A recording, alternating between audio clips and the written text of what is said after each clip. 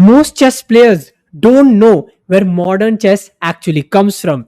They study tactics, they do puzzles, they grind blitz games, but they have no idea how the ideas they're using were discovered in the first place.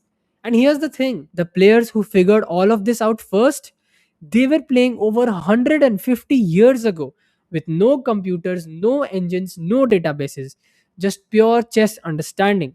So I'm starting a series where we go through Garry Kasparov's greatest chess book, My Great Predecessors, game by game from the very beginning. And I mean the very beginning, before there were even world champions. We're starting with a game from 1834, and I promise you, it's more exciting than anything you'll see in a modern blitz game. So let's begin.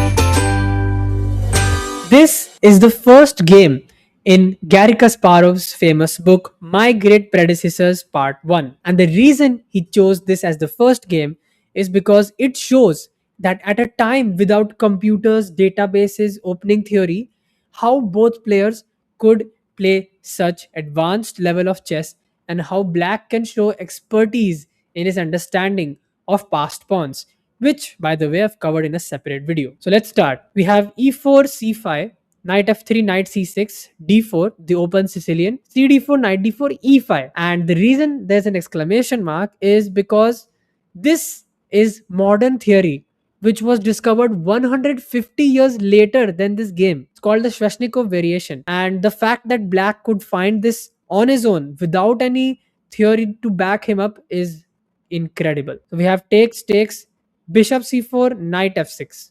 Now in this position, white plays bishop g5, which is a slight mistake because he is showing an intention that he wants to trade bishops.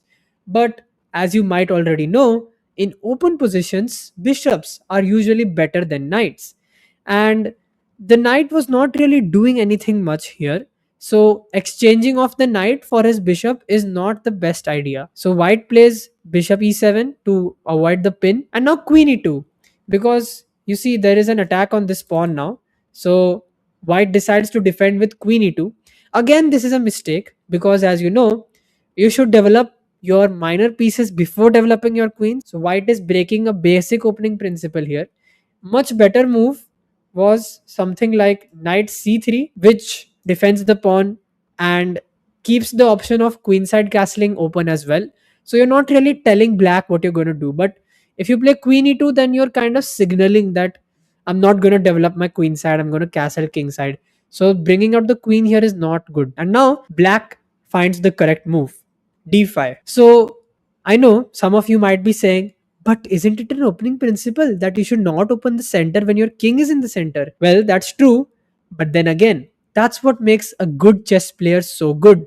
They know when to break the principles and when to follow them. Here, we need to act fast because if black simply castles and continues the game, then white will reconsolidate, fix the mistakes that he has made, develop his knight.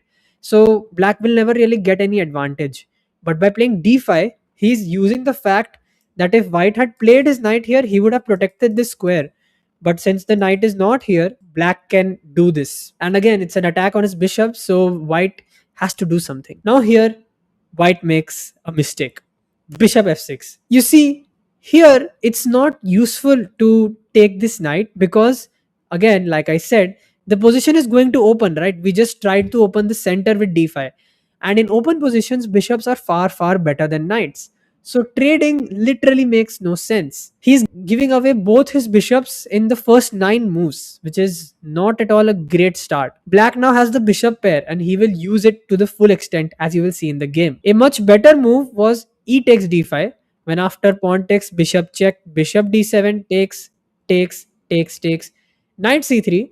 Yes, black does have the center, but white is not exactly cramped because the main advantage of central control is that you cramp the opponent. But since there are very few pieces on the board, white is not exactly cramped and he's actually putting quite some pressure on these pawns.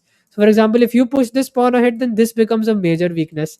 And the same applies if you push this pawn ahead, then this becomes a weakness. So here it's very confusing as to whether the center is an asset or a liability for black. And the play goes on. No one has an advantage. It's very equal. This was a much better choice than what he did in the game with bishop f6. Now here, black takes, and now bishop b3. Again, white realizes that if he opens the center, then black's bishop pair will become a very strong force. So he tries to keep the center closed, but he can't do that for long. Castles, castles, and a5. Why this move is so good? Well, I want you to look at the board and tell me, what is black threatening? Did you find it, or rather than it, did you find them? That's right.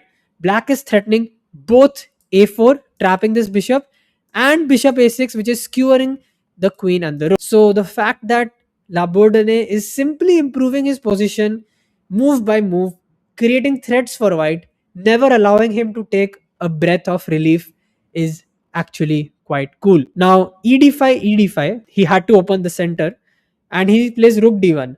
So the point is, if you play bishop a6 now, then the rook has moved from here, and if you play a4, then this pawn is hanging. So white did manage to defend the threats, but he did open the center, which is exactly what black wanted, since he has the bishop pair. Now d4. So you see, the point of this move is, now we're trying to cramp white. The d pawn surges forward.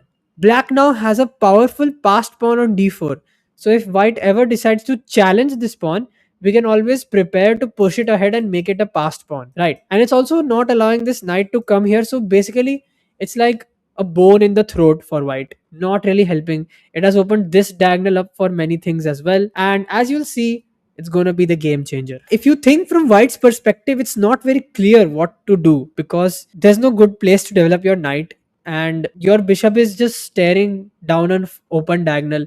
The f7 pawn is well protected. There's nothing really white is doing, whereas black is slowly steadily building up on his center and really capitalizing everything he has. Now, the decisive mistake of the game by McDonnell, c4. Like we were talking earlier, white could have tried to play c3, challenge the center, but instead he plays c4. And now, as you can see, this is a protected passed pawn. Do check out my video if you don't know what that means. I've covered that in a separate video. So this is protected and it's passed as well. And now this pawn will literally become the turning point for black to win this game. So queen b6, bishop c2, bishop b7. Again, just very casually developing his pieces, improving the position of every piece, connecting his rooks. Black is playing extremely principled chess, which is the best chess in fact. Knight d2, rook a e8. Now the reason we got this rook here is because in the future we are hoping to pull this bishop back and push this pawn, so that we will have this massive army of pawns just marching down the board. And if you ask that why don't you put it on the open file here or maybe here, that's because with a single move he can defend everything, and that's not really where our advantage is. If you see the queen side, white has more pawns than us and he has the passed pawn, so we should not play on the side where we are weaker. Instead we focus on the king side and center where we are stronger. So that is why he's shifting all his forces from the queen side to the king side. Now as you can see, I've demonstrated the plan. Knight e4, bishop d8. So again, we're preparing to push this army of pawns down the board and completely overwhelm white. He plays c5, trying to push his own advanced passed pawn, but it's kind of lonely. It has no protection. Queen c6, again pinning the knight because there's a checkmate threat on g2, and f3. So he tries to block off the diagonal, but again, this is another breaking of a principle. You should not move pawns in front of your castled king, right? So this allows future attacks in the form of e4 to happen, which as you will see will happen in quite a beautiful form. So now we have bishop e7, just consolidating the position, preventing stuff like knight d6, attacking the c5 pawn, improving the bishop in general. Because see, since he has put his knight here, we don't need to defend this pawn anymore. Rook c1. So if we take, then white takes, queen takes, and there's a discovered check to win our queen. But our point was never to take the pawn, it was for 5. So as Kasparov put it in his book, this is the beginning of the end. The bishops are firing from afar, as you can see. They're just completely dominating the board from where they are. And the pawns are about to break through and completely wreck white's position. So white plays queen c4 check. Again, he's trying to complicate things. That's another principle. When you're losing, you try to complicate matters, make it hard for the winning side to win. But black sees ahead of white and decides to sacrifice an exchange. Yes, that's right. King h8. A very good move. See, the problem with other player playing king h8 is that they'll see bishop a4, and when they move the queen, bishop e8. But this is in fact a mistake, because now instead of taking the bishop, we play f takes e4. So as you can see, our pawn mass in the center is really starting to show itself. And again, the bishop is under attack, so he'll have to move it, or he can attack our bishop in counter. We take ef3. Again, we're threatening to play f2 when we'll promote soon. So he has no choice but to defend that. And then queen e3 check, king h1, bishop c8. See, so what this is doing is we're cutting off all this counterplay. Anything like queen e6 to come defend, or maybe bishop d7 to come defend. All of this has been prevented, and now black can cleanly win this game. So after bishop d7, we play f2. So if we would have played d3, then that would have also immediately won the game, because rook into d3 has queen e1 mate. So if you play queen into d3, then queen into d3, rook into d3, and that is unstoppable promotion right there. So this would have also won the game, but the way he finishes is much more stylish. f2. So now we're threatening queen e1 check and promotion next move. After rook f1, d3, rook c3, bishop d7, cd7, e4. So now the threat is to play queen e2, make this rook move and promote the pawn. Queen c8, trying to promote his own pawn, but as you can see, our bishop and rook have done a very good job of making sure that pawn is never going to promote. And now we have a really cool move, bishop d8. So now we're blocking off the check. So basically white was threatening to take the rook.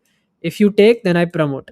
So he blocks that off, and he's protecting the d7 pawn from queening in any tactical motive. So you see, black is not leaving anything to chance. He's making sure white has zero counterplay and is going to win the game fully in a one-sided way. So after queen c4, let's quickly see the end of the game. Queen e1, again if you take, I promote and I win the game. Rook c1, d2, queen c5, rook g8, just defending everything, being extremely solid. Rook d1, e3, queen c3, and the finishing move, queen d1, rook d1, 2. As you can see, 3 pawns on the 7th rank. One of them is about to queen, and it's going to be a back rank checkmate as well. So in this position, white resigned. If you enjoyed the game, do consider subscribing, as I'm going to be posting a lot more games from this very book, and it's going to be quite an epic adventure. So I'll see you in the next video.